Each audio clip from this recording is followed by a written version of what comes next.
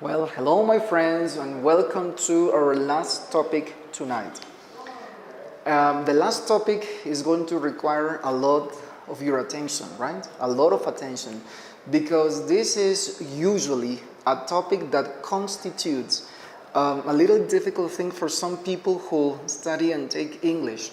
Now, the fact that you are teachers and even the fact that you're not going to teach your students in an upcoming time from a grammatical perspective, this is essentially necessary for you to, okay, the emphasis is valid.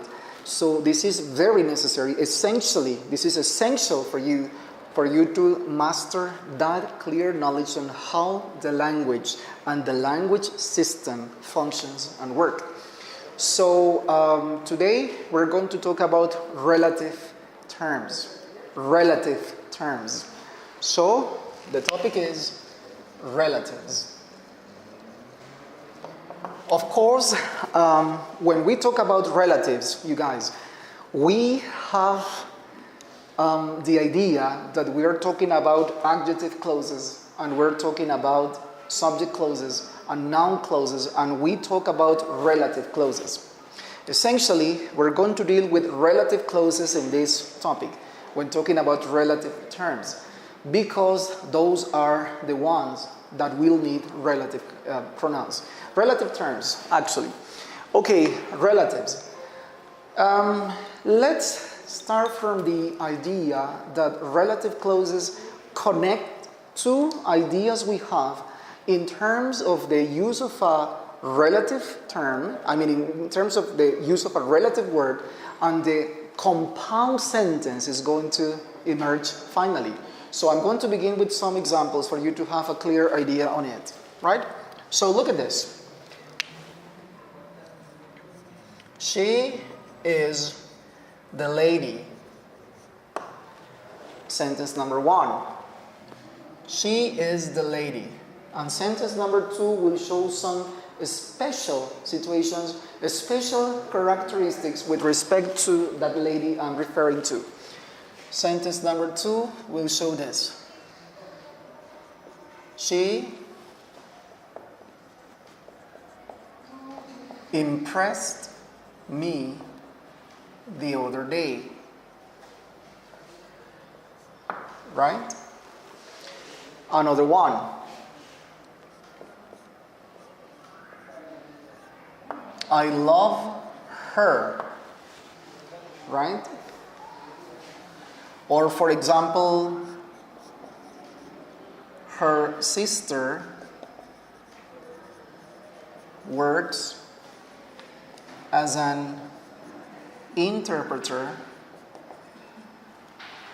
let's say for the United Nations, the UN. Or for example, her car broke down this morning. Okay, look at this. Here we have different ideas with respect to the first lady, okay? The lady we have referred to first.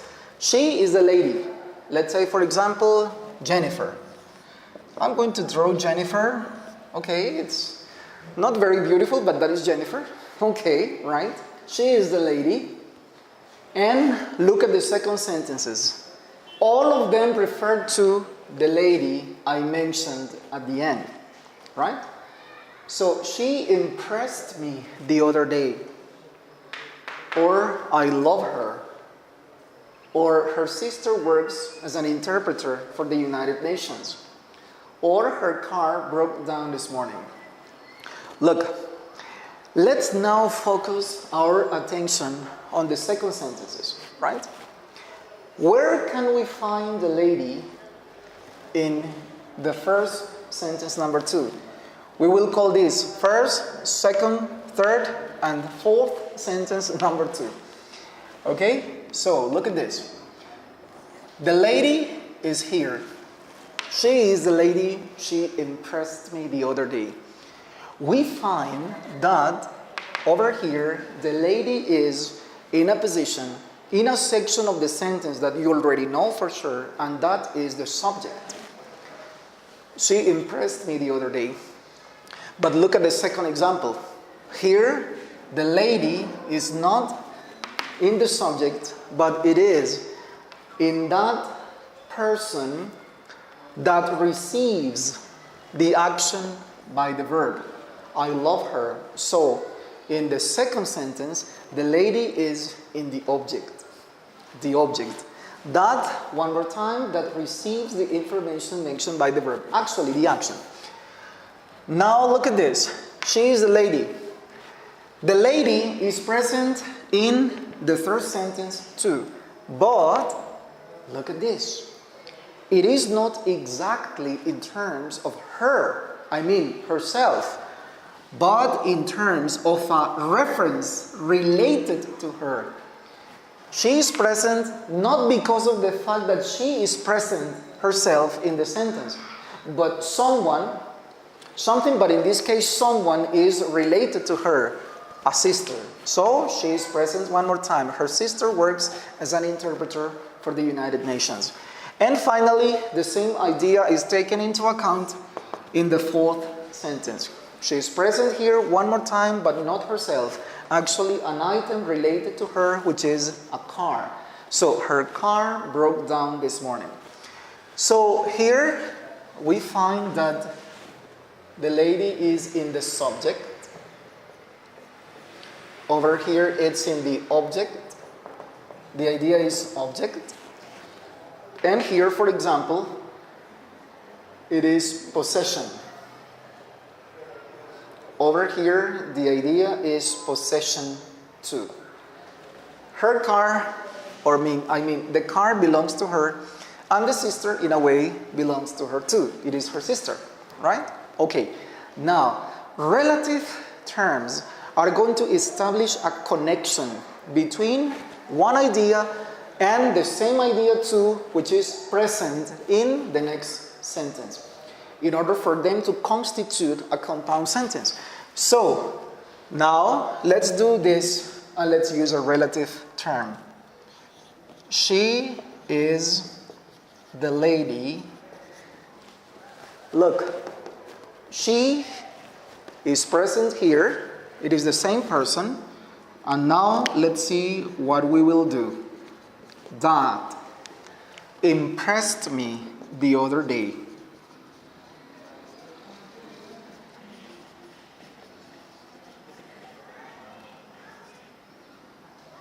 Look, she is the lady that impressed me the other day. Okay? The action, which is impressed, is done by the lady, and that is why that is extremely necessary over there. She is the lady that impressed me the other day. Right? We can also refer to that person and introduce the same information by using who in that regard. So the fact of using that or who shows that any of them is correct. Both of them are correct. That impressed or who impressed. Right? This is when the presence or when the person or when the item, etc., we are referring to in sentence number 1 is present in the subject in sentence number 2. That is necessary. That or who. She is the lady that impressed me the other day, or who impressed me the other day. Right. Now let's look and pay attention to example number 2. I love her.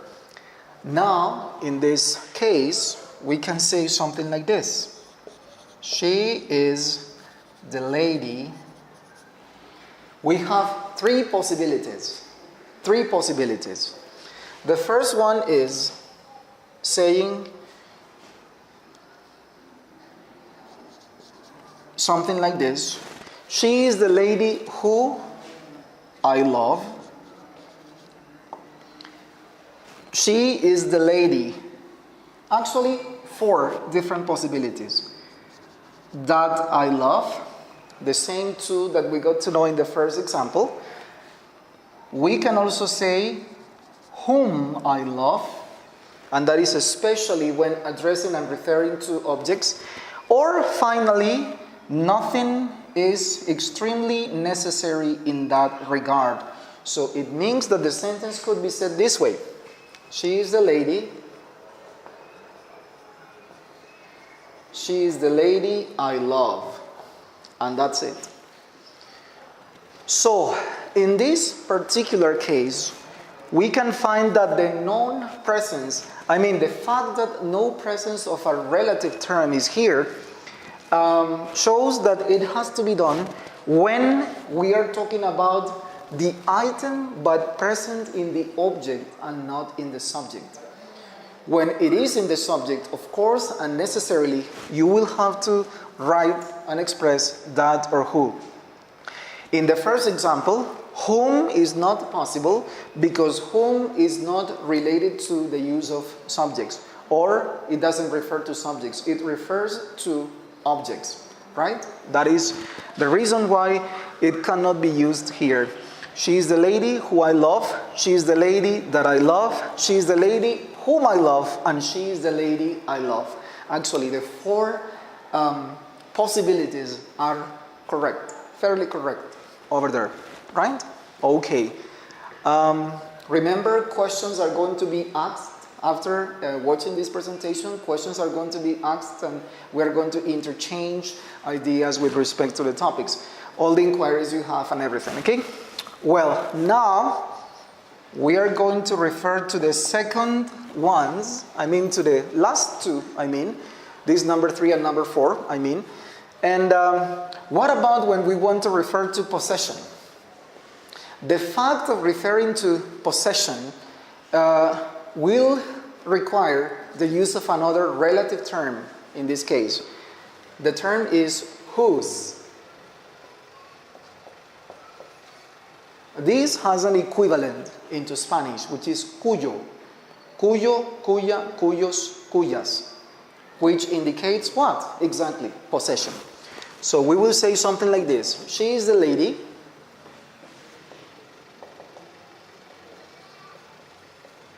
She is the lady whose sister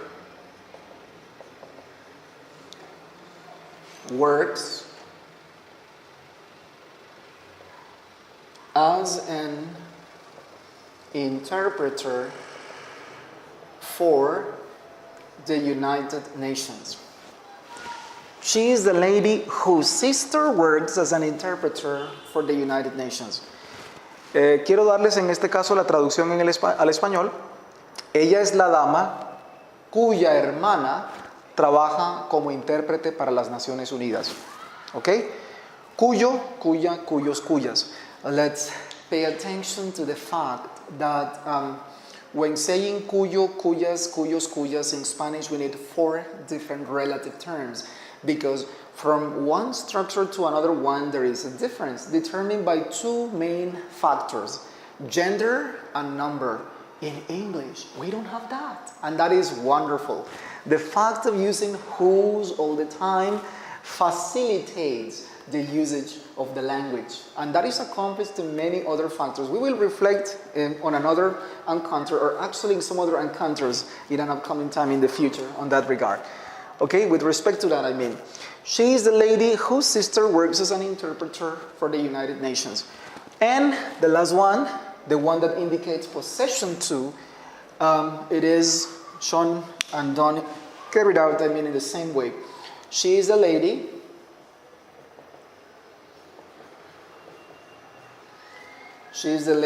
whose car,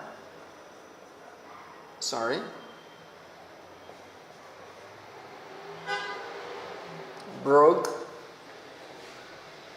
down this morning. Right. One more time, the presence of whose is over there. The lady is present in these 2 sentences, but she's not present herself. What is present is another person, like in example number 1, or a thing, like in example number 2, that belong to her. Belong to her. Actually, the relation is established over there, and the meaning is possession.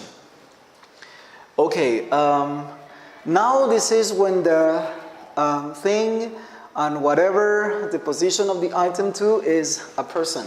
But what about, for example, when they are things? So we need to refer to that too. Well, I'm going to take this off.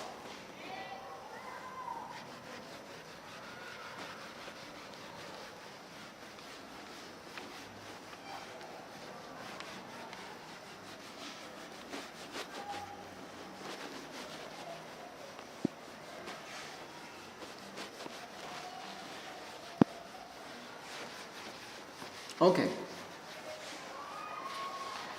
So far, we have studied who, that, whom, and whose. Who, that, whom, and whose. And that is when the thing is a person. Well, actually, when the item, when what we are referring to is a person. But what about when we are talking about things? So we need to include another one, just another one. And the new one is which. Okay, so examples again. That is the wallet. Look, now we're talking about a thing. That is the wallet. Well,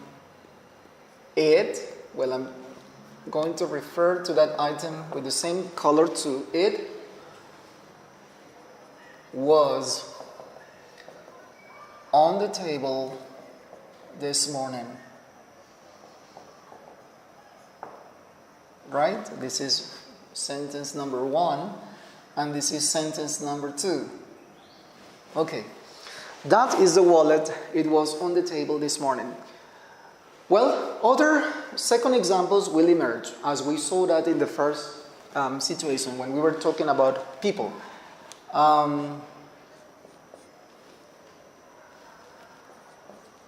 I saw it this morning.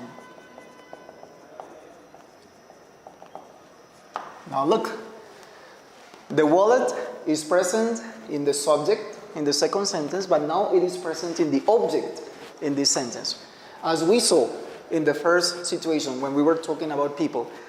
Well, I'm not going to give an example in terms of possession, because it is not kind of common that things possess things. Of course, that can happen, but for the time being, I don't consider it a pertinent example. So, actually, I'm going to leave it just here.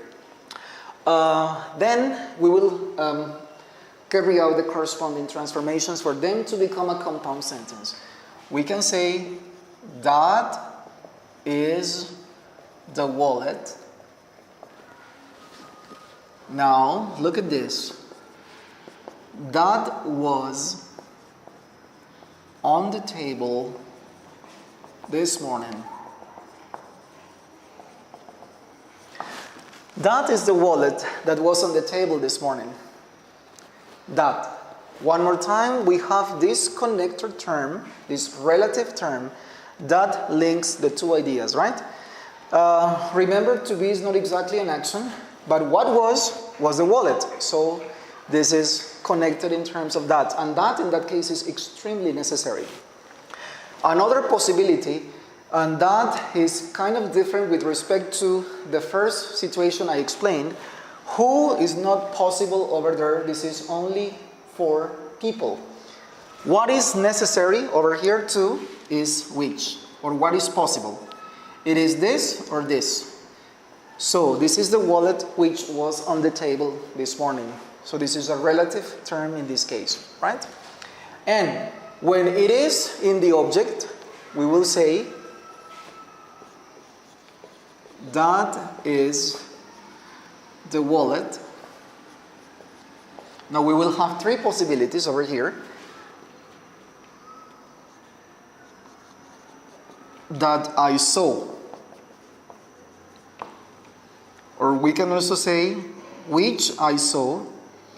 Or this is not extremely necessary, because when the item we are referring to is in the object, no connector term No relative term is extremely necessary. If you want, you write it, you express it. If you don't want, don't do it.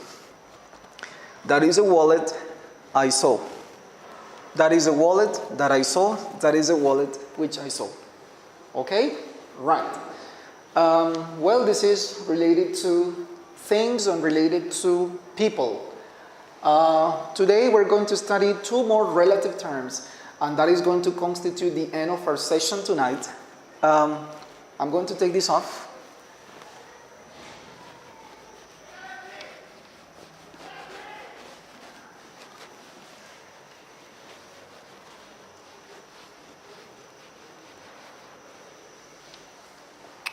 Okay, and one of them is related to places, and that one is where.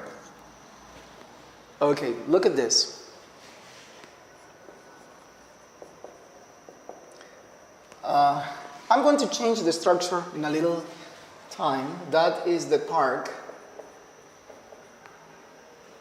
or what about this? I love the park. Let me do it a little better this way. I love going to the park. Look, that is the park. I love going to the park. We're talking about what? A place. We're talking about a park. The park and the park. In sentence number 2, we will find some ideas related to it. For example, I met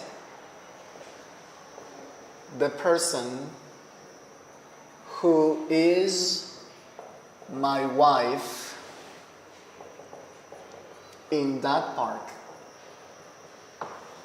Okay, now look at this. That is the park, or I love going to the park. What is the referent? The park. I met the person who is my wife in that park. So this park is present one more time in sentence number 2. So we can link the two sentences for them to constitute a compound one this way.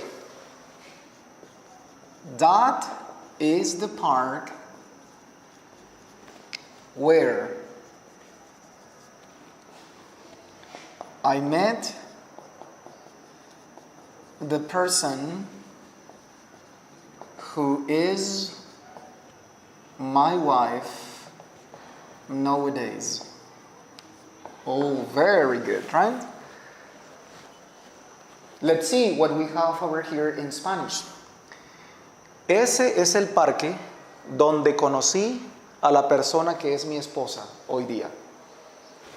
That is the park where I met the person who is my wife nowadays. Right? Or, look at this. I love going to the park, and I'm going to take the same idea, right? Look, me encanta ir al parque donde conocí a la persona que es mi esposa hoy día.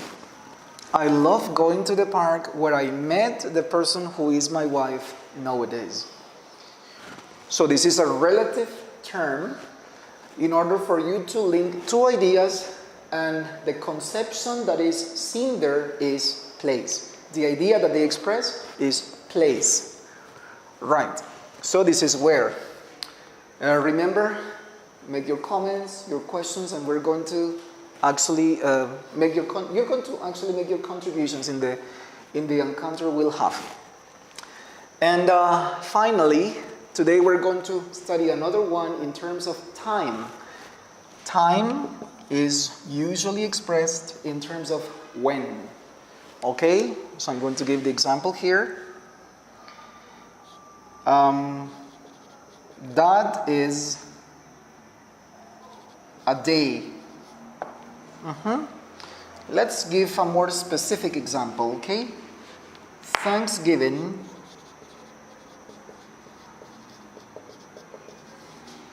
is a day.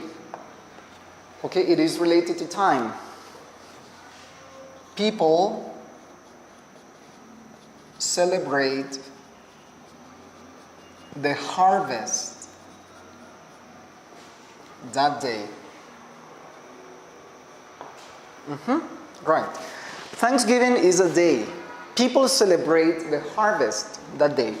Let's write it better in capital letters. Take it into account that this is a special, connotation that the celebration has. And now, what we are talking about is a day. And the day is present in example number 2, in sentence number 2. And we make the corresponding transformation for the sentence to become a compound one this way. Thanksgiving is a day when people celebrate the harvest. Okay? And what do we have into our language there? El día de acción, la acción de gracias es un día cuando las personas celebran la cosecha. El día cuando, aquí no podemos ya decir el día donde, ¿ok? Así que los específicos conectores vienen a estar presentes aquí. Los específicos términos relativos. Let's do it in English, okay? That is why specific terms, relative terms emerge and they make the appropriate connections. Over here, for example, where is not possible because we are not referring to a place. We are referring to something in terms and in the context of, time, okay? Thanksgiving is a day when people celebrate the harvest. Okay, so this is an example on how relative terms work. Remember, they can refer to things, people, places, and actually time. Okay? Thanksgiving is a day when people celebrate the harvest. I'm going to give the last example in the context of time. We can say, I remember that night, right? I met you that night. Okay, look at this. I remember that night. I met you that night. So, let's make it compound. I remember the night when I met you. Very good. And now what do we have in our language? Yo recuerdo la noche cuando te conocí. Recuerdo la noche cuando te conocí. I remember the night when I met you. Okay, actually what makes, and this is going to be my final explanation, what makes those terms relatives, not exactly pronouns, but relative terms, is the fact that we have a reference first. Let's remember all of the examples we have had. The lady who, the lady that, the lady whom, etc. The place where, the park where. I love going to the park where.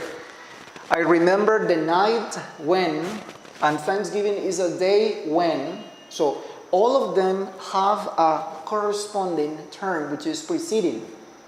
A lady that, a park where, the night when. That is why those are relative terms, because they relate to an idea which is previously mentioned and a connection is established with another idea. Well, this is the last topic for tonight. Thank you for your attention one more time. God bless you and have a good night. So let's see each other in our next encounter. Okay, bye.